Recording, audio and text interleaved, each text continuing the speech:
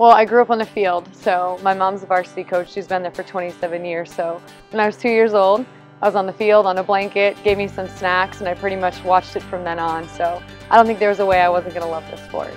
As a player, I got to do some amazing things in terms of my collegiate career at Maine and going on to play for the Stratford Breakheads. You're surrounded by exceptional people, and some are exceptional students, some are exceptional players. You know, some go on to play in the pro league, and there's a lot of kids and coaches that influenced my life that I definitely think back to different moments that I'll take with me along this journey. I believe that to be a true student athlete, you have to have both parts, and those are two components that I really worked hard at and tried to own. The Player of the Year was magnificent. I think that was probably one of the most exciting awards I received. And then a few months later, received the Scholar Athlete Award. That just kind of means that my hard work was recognized, and that meant a lot to me.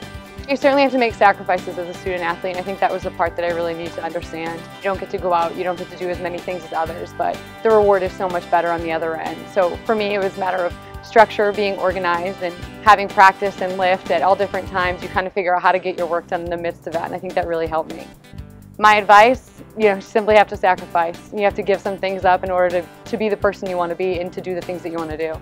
It's great to be an exceptional athlete, and there's natural ability in certain things that you're always looking for on the field, but that academic piece is huge. You have to be able to do your work, be organized, be structured, and really succeed here. And at the end of the day, I get to spend probably more time with them than anyone else. So to have good character and be a good kid that you actually want to enjoy being around, those are three important really qualities that I would need.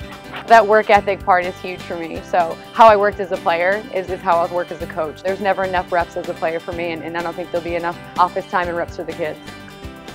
I would say communication and energy. You know, I'm pretty consistent, so there's definitely a positive vibe. And when you put pressure on a kid, it's very hard to perform.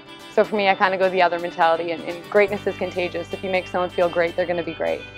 BU has that mentality of it's a true student athlete. They're coming here, it's an incredible university, they're getting the best education, and they're walking away in 4 years with an exceptional degree. So for me to give them 4 years of rewarding experience on the field, I think that's why it's a great fit. Look around within a 3-mile radius. You have Harvard, you have BU, you have BC, and it's exceptional schools with exceptional athletics. So to say that the competitiveness is not in the Northeast is completely wrong.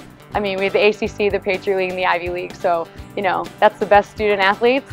And for me, I feel like this has just been home, and it's a great fit.